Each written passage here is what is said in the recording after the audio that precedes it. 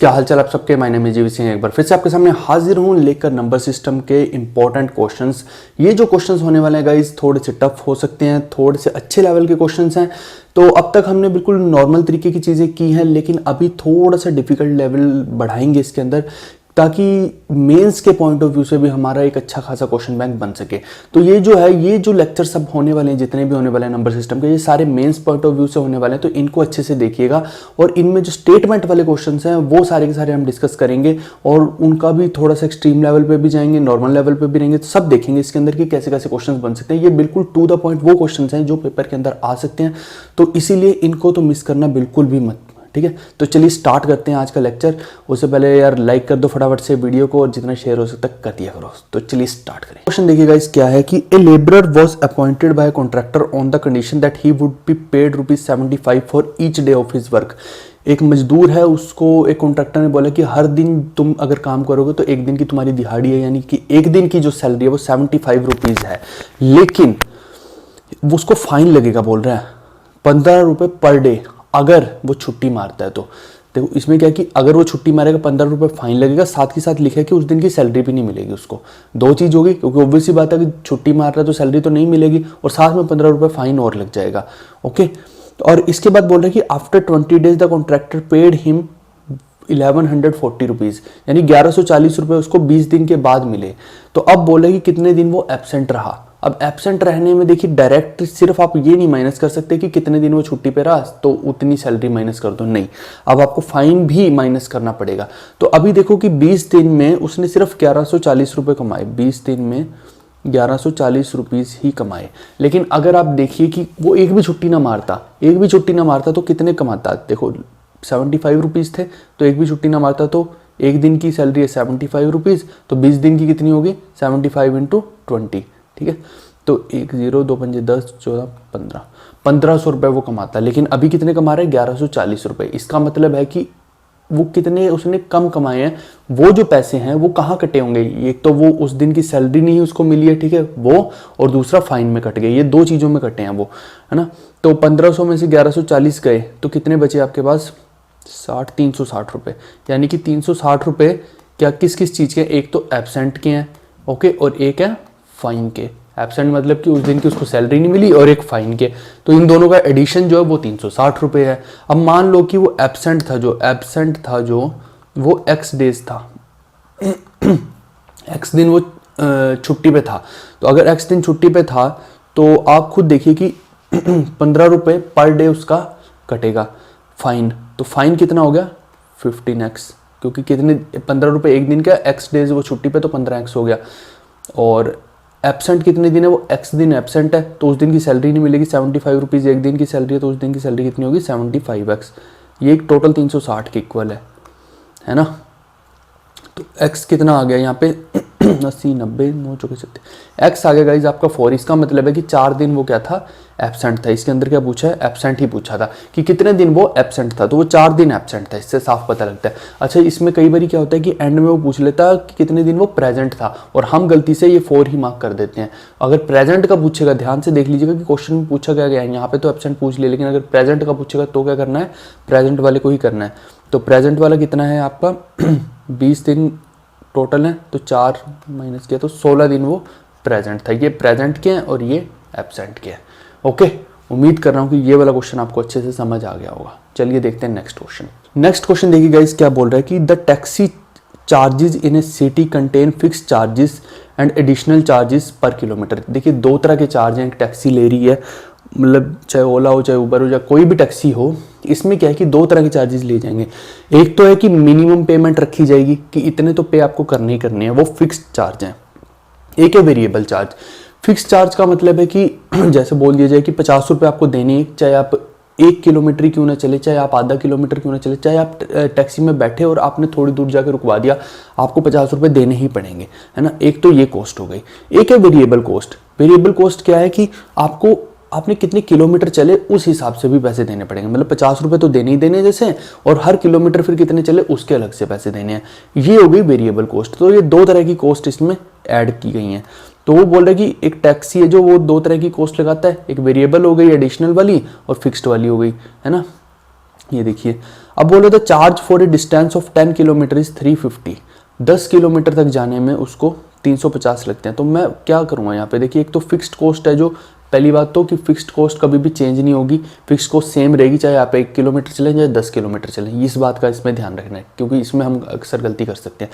तो fixed cost जैसे कि मैंने बताया, सिर्फ गाड़ी में बैठ गए, उसके बाद चाहे आप 1 किलोमीटर चले 10 किलोमीटर चले, फिक्स्ड कॉस्ट तो उतनी ही रहेगी, वो तो देनी ही पड़ेगी। साथ में जो कितने किलोमीटर चले हो वो अलग कॉस्ट है। तो फिक्स्ड कॉस्ट सेम रही, प्लस में इसमें कितने किलोमीटर चले, 10 किलोमीटर चले हैं। और मैं क्या बोलता हूँ कि वेरिएबल कॉस्ट 1 किलोमीटर की फॉर 1 किलोमीटर वेरिएबल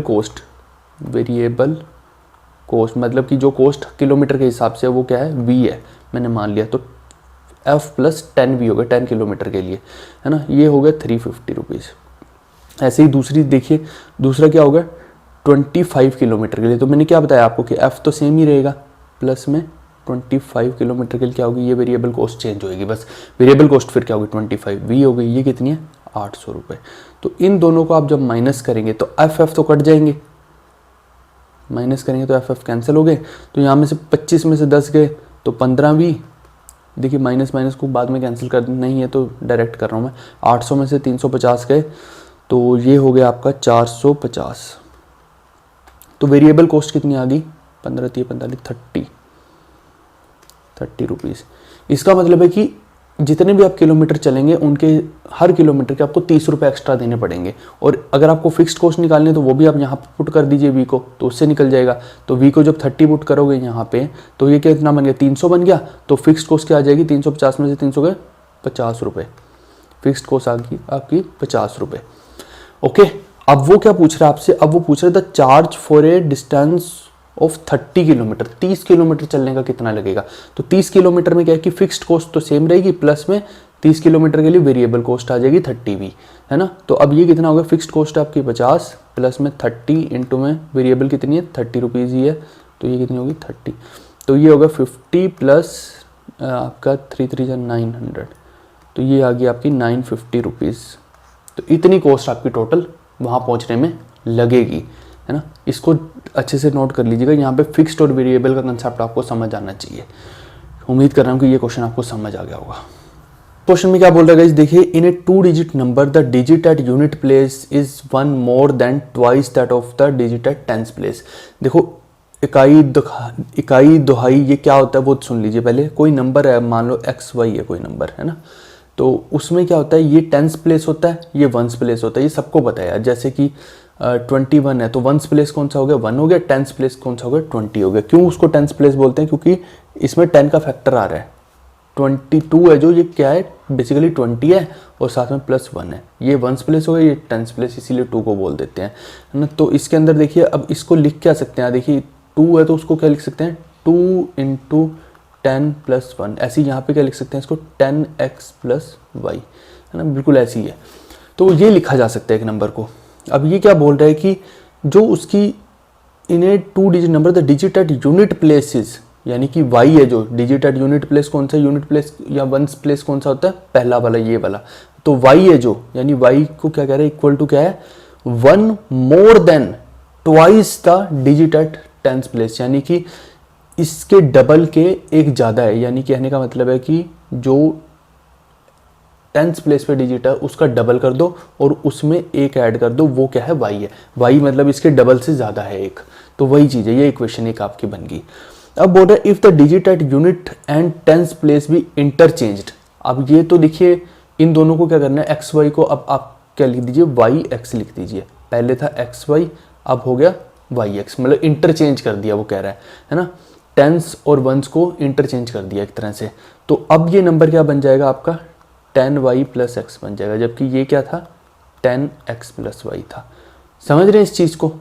तो क्या बोल रहा है कि then the difference between the new number and original number is less than 1 to that of the original number. बड़ी कॉन्ट्राडिक्टरी सी स्टेटमेंट है, इसीलिए ये क्वेश्चन उठाया गया है। तभी कह रहा हूँ कि थोड़ी थोड़ी वही है कि पेपर के अंदर यार, अब मान लो सपोज करो कि कोई आप एक जंगल के राजा हैं, ठीक है, तो आपके पास एक सेना है। अगर हाथी को हराना है तो क्या करोगे, हैं? हाथी को हराने के लिए क्या शेर चाहिए? नहीं, एक चींटी अगर आपकी सेना में है तो वही हरा देगी। तो वही चीज़ है यहाँ भी कि जब वो आपको चींटी से हरा सकते हैं तो उसको शेर की ज़रूरत क्या है एसएससी को। तो वही चीज़ है, वो ऐसे क्वेश्चन से ही आपको चित कर सकता है। आसान क्वेश्चन है लेकिन समझ नहीं आएंगे देख के, है ना। तो स्टेटमेंटों में कंफ्यूज कर सकता है, तो फिर वो उसको क्या ज़रूरत है कैट के क्वेश्चन उठाने की, तो वो नहीं उठाएगा, है ना। तो कैट का अगर होगा तो कैट का डिफरेंट थिंग है, लेकिन ये एसएससी है तो एसएससी में बिल्कुल अलग चीज़ें हैं। तो वही चीज़ है यहाँ पे बोल रहा है कि सबसे पहले तो इसको पार्ट्स में देखो कि देन द डिफरेंस अगर इंटरचेंज कर देते हैं तो नए नंबर में और ओरिजिनल नंबर में जो डिफरेंस है, पहले तो उस डिफरेंस को लिख लो। नया नंबर क्या है आपका 10y + x है और ये 10x + y है, तो लिखो यहाँ पे 10y + x माइनस में 10x + y। ये जो है ये डिफरेंस किसके इक्वल है बोल रहा है, difference is less than 1 to that of the original number. ये चीज़ इंपॉर्टेंट है। वो कह रहे हैं कि एक कम है ओरिजिनल नंबर से, इसका ये मतलब है। तो आप यहाँ पे 1 मत लिख दीजिएगा डायरेक्टली कि इन दोनों का डिफरेंस 1 है, नहीं, वो ओरिजिनल नंबर से एक कम है। ओरिजिनल नंबर क्या है आपका 10x + y है, 10x + y है, इससे एक कम है। ओके, अब देखिए यहाँ पे कि अगर मैं इन दोनों को सब्सट्रैक्ट करता हूँ तो ये कितना हो गया 9y। देखो कभी भी अगर वो पूछे ना दो नंबर, एक नंबर को इंटरचेंज कर दिया फिर दोनों का डिफरेंस ले लिया, तो वो हमेशा 9 से डिविजिबल होता है। वो क्यों होता है वो भी देख लो यहाँ पे। और अगर उन दोनों को प्लस कर देते हैं तो वो 11 से होता है। ये देख लो जरा एक बारी कैसे होता है, बहुत आसान सी चीज़ है। तो ये देखो इधर डिफरेंस ले रखा है इंटरचेंज करके, तो क्या हुआ 10y में से एक y गया 9y, और ये जो x में से 10x गए तो -9x। तो ये देखो दोनों में 9 आ गया। तो यानी कि अगर सब्सट्रैक्शन कर देंगे तो वो 9 से डिविजिबल हो जाती है। अगर एडिशन कर दें, अगर इन दोनों को सपोज करो यहाँ पे ऐड होता, तो आप देखिए 10y + 1y 11y हो गया, 1x और 10x फिर ऐड करने पे क्या हो जाता है 11x। तो वो 11 से डिविजिबल होता है जो सम होता है, समझ गए। तो यहाँ पे हमें वो चीज़ तो नहीं करनी है। ओके, अब क्या कीजिए, इसको इधर ले आइए x को, तो ये कितना बन जाएगा, इधर आके इस 1 को इधर ले आते हैं तो ये उधर जाएगा, तो कितना बन गया ये 19x, और ये जो है y को इधर ले आएंगे तो -8y = 1 इधर लिख लीजिए अब। ठीक है ना, ये हो गई। अब ये गाइस क्या पूछ रहा है कि बोल रहा है what is the original number. अब देखो एक इक्वेशन आपके पास ये है और एक इक्वेशन ये है, तो बस इनको सोल्व कर दो। y की जगह पे 2x + 1 लिख दो, 19x माइनस में 8 है ना, यहाँ पे 2x + 1 लिख दिया y की जगह, = में 1। तो ये कितना हो गया 19x माइनस 16x माइनस 8 = 1। 19 में से 16 गए तो 3x = 9। तो x कितना आ गया 3 आ गया आपके पास। x की वैल्यू 3 आई है ना, ये x की वैल्यू जो है ये 3 आई है। और अब y की वैल्यू क्या हो जाएगी, x की वैल्यू को यहाँ पे 3 जब पुट करेंगे तो 3 दूनी 6 + 1 7, तो y की वैल्यू क्या हो जाएगी 7। तो यानी आपका नंबर क्या हो गया 37। ये आपका आंसर हो जाएगा गाइस। उम्मीद कर रहा हूँ कि ये क्वेश्चन आपको समझ आया होगा। बड़ा अच्छा क्वेश्चन है, लेकिन बात वही है कि थोड़ा अपने इसको बुद्धि को यूज़ करना पड़ेगा, तभी ऐसे क्वेश्चन होंगे। नहीं तो फिर क्या है कि स्टेटमेंट ही आपको उलझा देंगे और ये क्वेश्चन सोल्व नहीं कर पाओगे। अगर करोगे भी तो गलत कर दोगे और वो ऑप्शन में भी आंसर होगा, है ना। तो ये ध्यान रखना। अब इस ऐसे ही टाइप का एक खतरनाक क्वेश्चन उठाते हैं जिसके अंदर आप, मैं गारंटी के साथ कह रहा हूँ, खुद एक बारी सोल्व करना, गलत कर दोगे। चलिए देखते हैं कौन सा क्वेश्चन है। हाँ जी, ये रहा वो क्वेश्चन। ये क्वेश्चन एक बार खुद से ट्राई करके देखो, मैं बता रहा हूँ आपको, आप गलत करेंगे इस क्वेश्चन को। आप में से बहुत सारे लोग एक ऑप्शन को उठा के वो आंसर मार्क करेंगे, लेकिन वो आंसर नहीं होगा। और हो सकता है कि कुछ किसी को समझ ही ना आए कि उनको चारों ऑप्शन में से कोई आंसर ही नहीं दिख रहा। ऐसे भी लोग हो सकते हैं। तो बहुत तरह के लोग हो सकते हैं इस क्वेश्चन को लेके, लेकिन इसका करेक्ट सॉल्यूशन आपको बताता हूँ कि क्या होगा। देखो, if 2 digits of the age of mister Manoj are reversed then the new age so obtained is the age of his wife. वो कह रहा है कि मनोज नाम का व्यक्ति है, मनोज नाम का व्यक्ति है, उसकी कुछ एज है XY, 2 डिजिट में है। ये बड़ा ध्यान देने वाली बात है, 2 डिजिट में है, बड़ी इंपॉर्टेंट चीज़ लिखी गई है यहाँ। ये अक्सर हम ऐसी चीज़ें पढ़ते नहीं और छोड़ देते हैं और क्वेश्चन गलत हो जाता है। तो एज है इसकी XY, सपोज करो XY को हम क्या लिख सकते हैं 10x + y। ये मतलब सपोज करो 25 एज है, तो वो ये 2 हो गए, ये 5 हो गए, 25। ये उस वे में लिखा गया, और ये है जो उसको तोड़ के लिखा गया कि एग्जैक्ट अगर इक्वेशन की फॉर्म में लिखना तो ये लिखेंगे। ओके, देन द अच्छा बोल रहा है कि अगर मनोज की एज को रिवर्स कर दिया जाए तो then the new age so obtained is the age of his wife. तो वाइफ की एज क्या हो गई, वाइफ की एज क्या हो गई, वाई एक्स हो गई, मतलब इनको इंटरचेंज कर दिया जाए तो वाई हो गई, वो सॉरी वाइफ की एज हो गई इंटरचेंज करके। तो इसको क्या लिख सकते हो अब आप 10y + x। इतनी बात तो ठीक है। बोल रहा है 1/11 of the sum of their ages. देखो सम ऑफ देयर एजेस में मैंने क्या कहा था कि वो 11 से डिविजिबल होता है। अब आपके दिमाग की क्षमता देखनी पड़ेगी कि आप डायरेक्ट इस इक्वेशन को भी लिख सकते हैं, क्योंकि यहाँ पे 1/11 लिख दिया और वो 11 से डिविजिबल होता है तो डायरेक्ट अंदर वाली चीज़ लिख सकते हैं, लेकिन कोई बात नहीं, मैं आपको पूरा लिख के बता देता हूँ कि कैसे होगा। तो बोला 1/11 of the sum of their ages, बिल्कुल जो लिखा है वही करते हैं। 1/11 उनकी एजेस का सम, 1/11 इंटू उनकी एजेस का सम। एजेस का सम कितना हो गया 10x + y और 10y + x, 10x + y + 10y + x, ये इनकी एजेस का सम हो गया। कह रहे हैं इज इक्वल टू, ये किसके इक्वल है, डिफरेंस बिटवीन देयर एजेस, उनकी एजेस के डिफरेंस के। तो पता है कि यहाँ पे 9 आएगा, लेकिन वही है ना, चलिए कोई बात नहीं, पूरी इक्वेशन लिख लेते हैं। एक इंपॉर्टेंट चीज़ है कि मनोज बड़ा है, एल्डर है अपनी वाइफ से।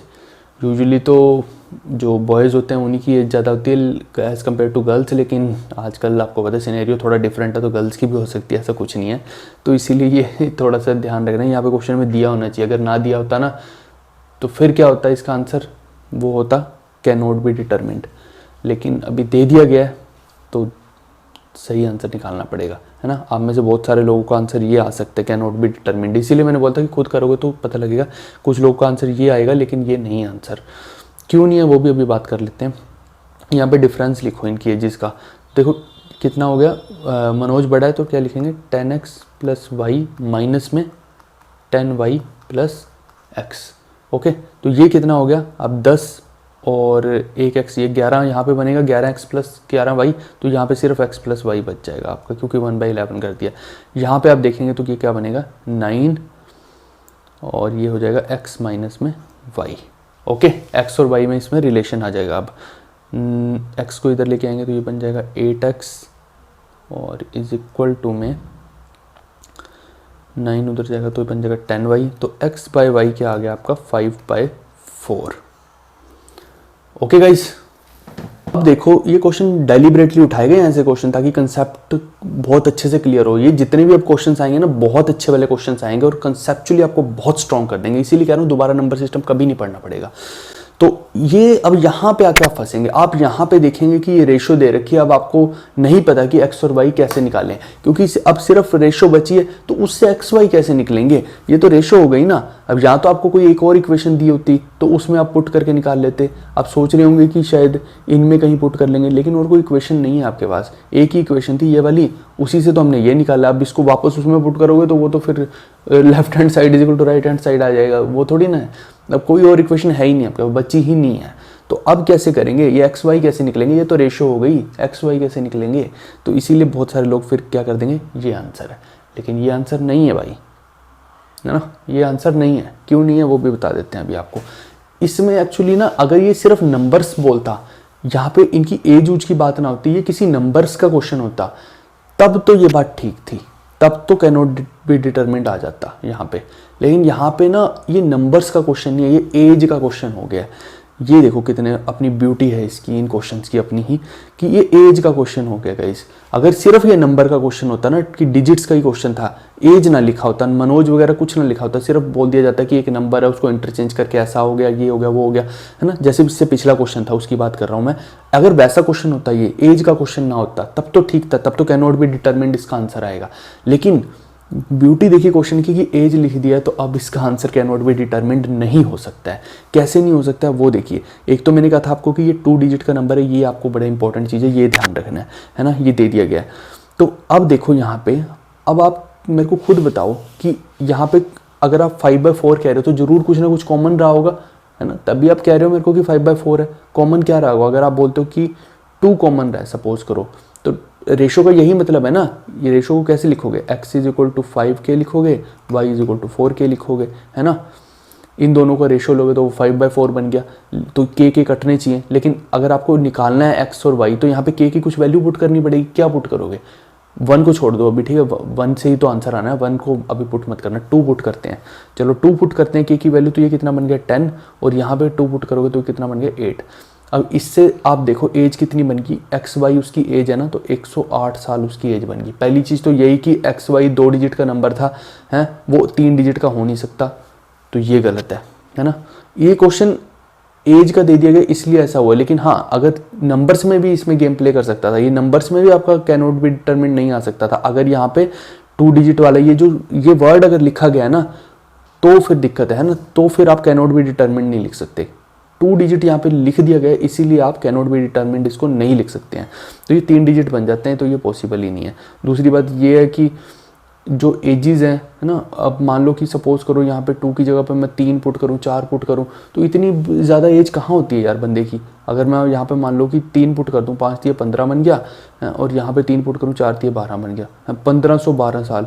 मतलब ये कोई सेंस बैठी? ये तो नहीं बैठी ना सेंस, सोच रहे हैं ना आप। तो इतनी एज थोड़ी ना बनेगी किसी की। तो ये एक इम्पॉर्टेंट चीज़ था एज का कंसेप्ट में, ये एक इम्पॉर्टेंट चीज़ है कि इतने लंबे साल तक कौन जीवित रहता है। ये कुछ भी न्यूसेंस थोड़ी ना हमने करनी है, तो लॉजिकली देखना है हर चीज़ को। तो यहाँ पे फिर क्या हो जाएगा, इसको 1 1 ही पुट करेंगे तो ये x हो जाएगा 5, k को 1 ही पुट करना, और ये y हो जाएगा 4। यानी कहने का मतलब है कि उस आदमी की एज है जो मनोज की, वो है मैन की एज 54, और वाइफ की कितनी हो जाएगी फिर 45। अब ये पूछ क्या रहा है हमसे, पूछ रहा है find the difference between their edges. तो डिफरेंस उनकी एजेस में क्या हो जाएगा, आप देखिए 54 - 45 क्या है, 9।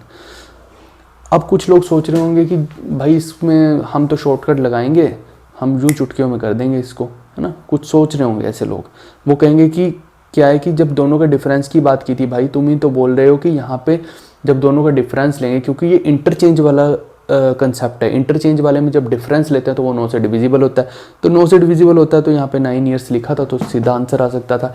लेकिन मैंने क्यों बताया ये सारे का सारा कि इसका आंसर ये भी तो हो सकता था, लेकिन ये आंसर नहीं है, ये सी इसका आंसर है, ये पूरा इसीलिए बताया गया। अच्छा, कुछ सोच रहे होंगे कि मैं 9 से निकाल लूँगा, तो 9 से इसलिए नहीं बताया मैंने वो चीज़, क्योंकि यहाँ पे अगर ई ऑप्शन में दे दिया जाता 54, फिर बताओ कैसे निकालते, फिर तो नहीं निकाल पाते ना, है ना, क्योंकि 9 का कोई मल्टीपल भी तो दे सकता है वो ऑप्शन में। यहाँ तो चलो बाई चांस उसने ऑप्शन में 9 का मल्टीपल नहीं दे रखा, तो तरीका तो आना चाहिए ना करने का। ठीक है, शॉर्टकट है ये एक कि जब भी इंटरचेंज होएंगी ये दोनों टर्म्स, तो इनका जो डिफरेंस होगा वो हमेशा 9 से डिविजिबल होगा। वो दिख भी रहा है आपको, इन दोनों का डिफरेंस लो तो दोनों में 9 9 आ रहा है, वो मैं बता चुका कॉन्सेप्ट। तो वो 9 से डिविजिबल है, तो डायरेक्ट आप आंसर 9 को मार्क कर सकते हो, है ना। ये तरीका है एक। चलिए देखते हैं नेक्स्ट क्वेश्चन। क्वेश्चन देखिए गाइस, ये भी बड़ा ब्यूटीफुल सा क्वेश्चन है ना, थोड़ा सा दिमाग वाला क्वेश्चन है। वही है, अच्छे अच्छे क्वेश्चंस उठाए हैं तो काम के क्वेश्चंस हैं, आपको मज़ा आएगा इन क्वेश्चंस में। जितने भी अब लेक्चर आएंगे ना वो सारे बड़े मज़ेदार लेक्चर्स आएंगे, अच्छे वाले क्वेश्चन आएंगे जिनको करके आपको सुकून मिलेगा कि हाँ भाई मैंने नंबर सिस्टम पढ़ा है। तो ये चीज़ें करने वाली हैं, ऐसा नहीं है कि बहुत ऊट पटांग सी चीज़ें हाई लेवल की करने बैठे हुए। यही नहीं आता, ये भी हाई लेवल ही है भाई, ये कौन सा लो लेवल है। बस अब हम बोल नहीं रहे हमारे लिए ये हाई लेवल नहीं है, हमारे लिए तो भाई ये मीडियम लेवल है ना। अब कुछ लोग इसी को बोल के हाई लेवल और पैसे कमा रहे हैं, तो वो तो फिर क्या कर सकते हैं, बेवकूफ़ आप बन रहे हैं, हम थोड़ी। तो यही लेवल है भाई सबका यहाँ पे। अभी इंडस्ट्री के अंदर और कोई नहीं ऐसा आया माई का लाल कि इससे बड़े लेवल पे लेके जाएगा, ऐसा ही लेवल है सबका अभी, है ना।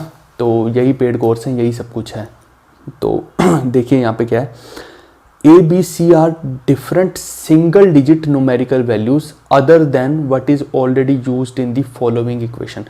देखो इस इक्वेशन में यूज कौन कौन से हो गए हैं वो नहीं दोबारा करने, यानी का मतलब है कि ABC जो है सिंगल डिजिट नंबर्स हैं, लेकिन कौन से नंबर नहीं हो सकते हैं। एक तो 8 नहीं हो सकता, 2 नहीं हो सकता, 8 2 3 5 4, है ना। इस इक्वेशन में इस तरफ जो है, इस तरफ की बात नहीं वो कर रहा है, वो इस तरफ की बात कर रहा है। अभी इस इक्वेशन में जो नंबर्स यूज़ किए, ये तो उनका सम लिखा है ना, इसको मत सोचने लग जाना कि वो इसकी बात कर रहा है, नहीं वो इसकी बात नहीं कर रहा, वो इस तरफ की बात कर रहा है कि ये जो इक्वेशन है इसके अंदर जो नंबर्स लिखे हैं, 8 लिखा है, 2 3 5 4, इनको यूज़ नहीं करना। इनके अलावा जो है वो हम ABC की वैल्यू लिख सकते हैं। तो इसके अलावा क्या बचता है आप देखिए, सबसे पहले 1 बचता है, 2 3 यहाँ पे 4 भी है, 5 भी है, 6 बचता है, 7 बचता है, और 9 बचता है, और 0 भी बचता है ना, 0 भी बचता है।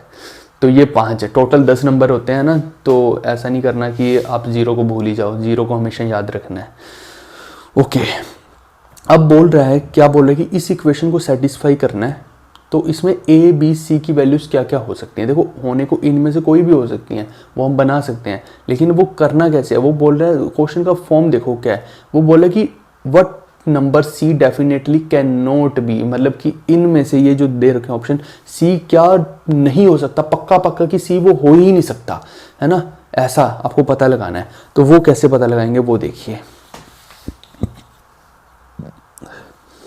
ऐसा क्वेश्चन कभी आए ना, बेस्ट तरीका आपको बता रहा हूँ, सिखा रहा हूँ, अच्छे से सीख लेना, बहुत काम आएगा। ऐसा क्वेश्चन इस तरह से कभी लिखा है तो इसको सबसे पहला आपका टास्क क्या है, इसको ऐसे लिखो 8A2 3B5 C4, यहाँ पे हो जाएगा 1 7 2 1, 2 थोड़ा सा ऊपर चढ़ गया, ठीक है, ये है ना, इन सब का एडिशन है, प्लस है, प्लस करके ये बन रहा है। अब इसमें सबसे पहले तो हम इक्वेशन फॉर्म करने की कोशिश करेंगे, भाई इक्वेशन कौन सी, तभी तो पता लगेगा, तभी तो सोल्व करेंगे। तो इक्वेशन कैसे बनाएंगे वो देखो, आप देखो जब हम ऐड करते हैं तो यहाँ पे लिख देते हैं, तो जो बच जाता है उसको यहाँ पे कैरी दे देते हैं, यही करते हैं। आप देखो 5 और 4 9 और 2 10 11 हो गई, 11 हो गया, एक यहाँ लिखा और एक यहाँ पे क्या आ गया, कैरी आ गया। अब इसको ऐड करो सारे को, तो क्या बनेगा a + b + c + 1 क्या बनेगा, यहाँ पे जो आएगा, है ना, बाकी काम आगे यहाँ पे कैरी दे देंगे। अब वो कैरी कितनी है हमें पता लगाना है, पहले तो आप खुद देखो कि वो कैसे पता लगेगा। देखो यहाँ से पता लग जाएगा, वो 8 और 3 कितना होता है, 8 9 10 11, 11 हो गया, लेकिन यहाँ पे क्या लिखा है, 12 लिखा है, इसका मतलब है कि यहाँ पे जो कैरी थी वो कितनी है, 1 है, समझ गए। तभी तो ऐसा होगा ना, 8 9 10 11 और एक ये हो जाएगा 12, तभी 12 बनेगा ना। इसका मतलब है कि यहाँ पे जो नंबर रहा होगा वो 2 डिजिट वाला कौन सा नंबर रहा होगा, या वो 17 रहा होगा, यहाँ पे 17 होगा, तभी तो हमने 7 यहाँ पे दे दिया और 1 यहाँ पे दे दिया। समझ रहे हैं ना इस चीज़ को, तो ये चीज़ें समझने वाले, ये नहीं आती हैं, बेसिक है ये भाई, तो फिर नहीं कोई आपको समझा सकता। तो यहाँ पे 17 रहा होगा, तभी तो 7 यहाँ रहेगा और 1 हमने यहाँ दे दिया, यहाँ 17 रहा होगा, 7 यहाँ पे, तो 1 कैरी होगा और ये इक्वेशन सेटिस्फाई हो गई। अब यहाँ पे देखो कि ये जो 17 आया था, 17 कैसे आया था, 1 + a + b + 7 से, 1 + a + b + c से, सॉरी 7 नहीं c से, ये क्या हो जाएगा 17। तो ये 1 को उधर लेके जाओगे तो a + b + c क्या बन जाएगा 16। a + b + c 16 है, और आपके पास नंबर कौन कौन से हैं, ये तो आप ले नहीं सकते हो, आप ये ले सकते हो, इन नंबर्स में से आपको लेना है और मतलब 16 बनाना, बस आपका टास्क यही है, और तो कोई टास्क ही नहीं है, क्योंकि उसके बाद वो सॉल्व हो जाएगा। a b c में से कोई भी नंबर को किसी भी तरीके से लो, बस 16 बनना चाहिए, है ना, तो उससे आपका ये पूरे का पूरी इक्वेशन पक्का जस्टिफाई हो जाएगी। तो और कुछ देखने की जरूरत नहीं। अब आपको ABC को 16 बनाना है तो कैसे कैसे बना सकते हो वो देखो। सबसे पहले तो देखो, अगर क्वेश्चन जल्दी निकालना है तो ऑप्शंस देखो कि वो क्या बोल रहा है। वो बोल रहा है कि C क्या नहीं हो सकता, वो कह रहे 7 नहीं हो सकता, 9 नहीं हो सकता, या 7 और 9 दोनों ही नहीं हो सकता। इस क्वेश्चन को और कैसे पूछ सकता था वो बाद में, पहले क्वेश्चन के हिसाब से देखते हैं कि जो पूछ रहा है। वो बोल रहे 7 नहीं हो सकता, हम पहले इसको कोशिश करते हैं 7 बनाने की, कि क्या C 7 हो सकता है, बन जाए। तो यहाँ पे हम 7 लिख देते हैं। देखो अब 7 को दोबारा नहीं लेना है ना, और हमें क्या बनाना है 16 बनाना है।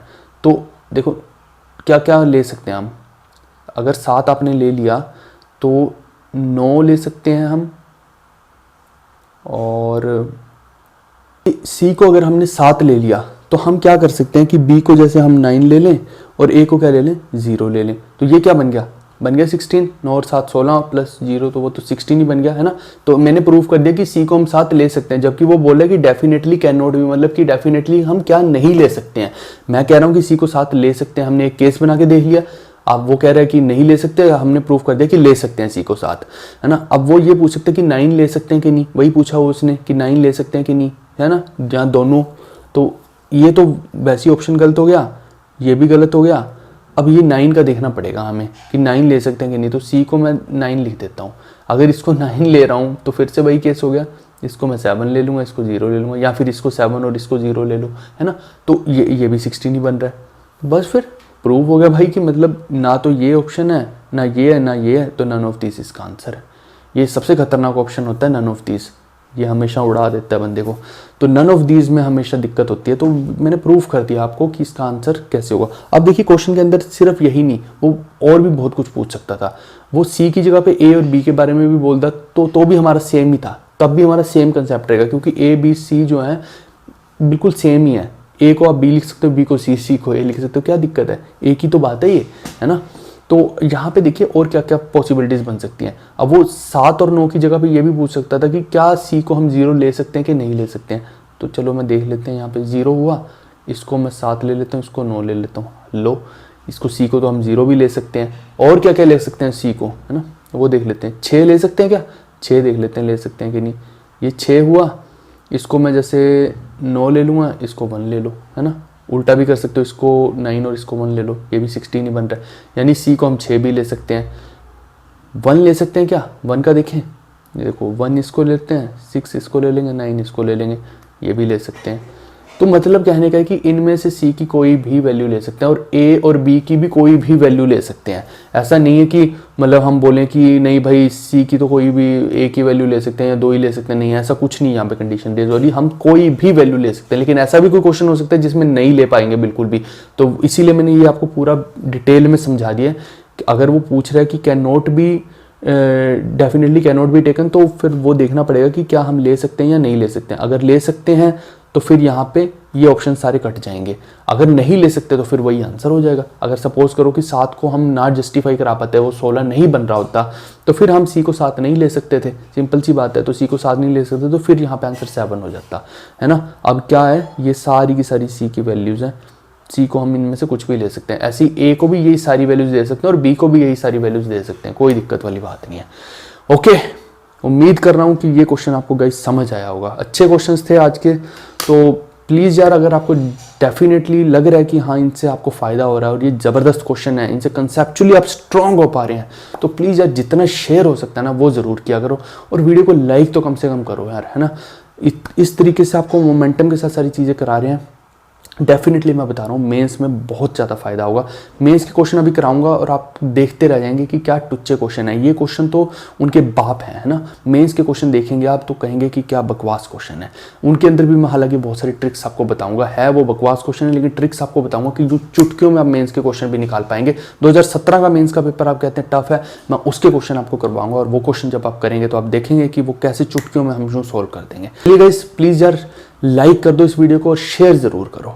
हम मिलेंगे नेक्स्ट वीडियो में, तब तक के लिए take care, goodbye guys.